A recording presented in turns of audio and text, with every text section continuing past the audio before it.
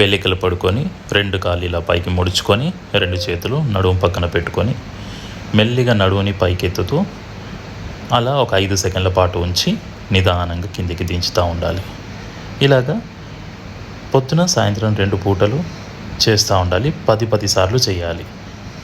రెండో ఎక్సర్సైజ్ వచ్చేసి 2 చేతులతో మోకాలు దగ్గర పట్టుకొని మెల్లిగా మోకాల్ని ఛాతీ వైపుకి స్ట్రెచ్ చేసి 5 సెకండ్లలాగా ఉంచి నిదానంగా వదులుతూ ఉండాలి.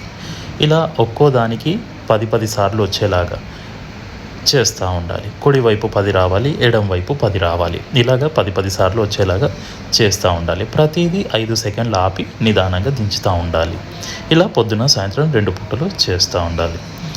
అలాగే మూడో ఎక్సర్సైజ్ వచ్చేసి వెల్లెకలు పడుకొని 2 మోకాళ్ళు పైకి ముడుచుకొని చక్కగా 2 మోకాళ్ళని ఎడం వైపుకు తిప్పుతూ తలని కుడి వైపుకు తిప్పుతూ ఉండాలి. ఇలా 5 సెకండ్లు ఆగుతూ ఉండాలి. అలాగే 2 మోకాళ్ళని కుడి వైపుకు తిప్పుతూ ఎడం వైపుకి తలని తిప్పుతూ 5 సెకండ్లు ఆగాలి. ఇలాగా 10 సార్లు చేస్తూ ఉండాలి.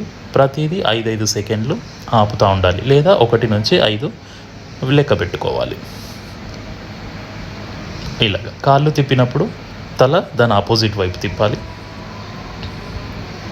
ఇలాగా పొద్దున సాయంత్రం 2 పూటలు 10 సార్లు చేస్తూ ఉండాలి.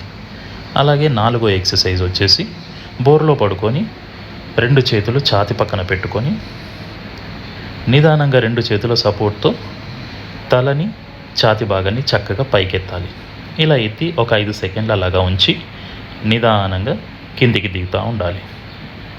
ఇలా 10 సార్లు చేస్తూ ఉండాలి. పొద్దున సాయంత్రం 2 పూటలు నిదానంగా చేస్తూ ఉండాలి. 2 చేతుల సాయంతో తలని ఛాతీ భాగాన్ని చక్కగా పైకెత్తాలి. నడుము ఎత్తకూడదు.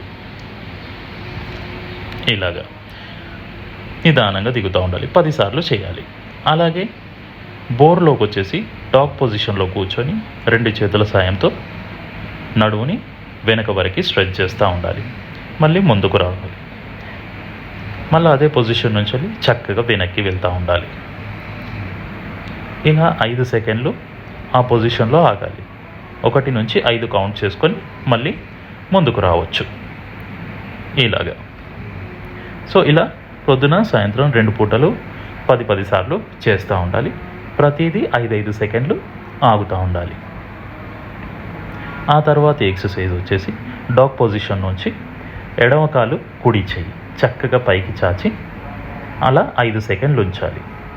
అలాగే దాని తర్వాత కుడి కాలు ఎడమ చెయ్యి చక్కగా ముందుకు చాచి 5 సెకండ్లు ఉంచాలి. అలా 2 కలిపితే ఒక సెట్ అయినట్టు. ఇలాగ 10 సెట్స్ చేస్తూ ఉండాలి.